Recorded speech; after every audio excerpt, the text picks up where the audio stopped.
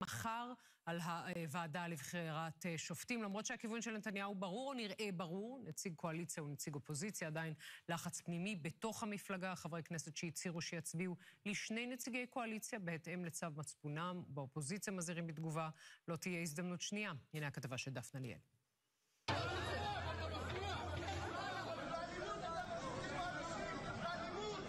אם היינו צריכים עוד המחשה לעצבים הרופפים סביב החקיקה המשפטית, קיבלנו אותה הבוקר בוועידת סדרות לכלכלה. אני מבקש לא לנצל את הכנס הזה לדעות פוליטיות בחוץ. המפגינים נגד המהפכה המשפטית שיבשו את האירוע במשך דקות ארוכות.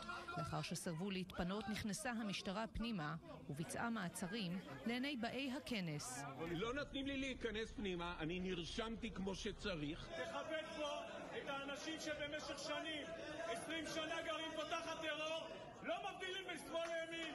די, נמאסתם, צאו החוצה, פשוט צאו החוצה, די. נמאס מכם, צאו החוצה. וגם הערב, או אולי נכון יותר לומר אפילו הערב, פחות מ-24 שעות לתחילת ההצבעה על בחירת נציגי הכנסת לוועדה לבחירת שופטים, כיפופי הידיים בקואליציה בעיצומם.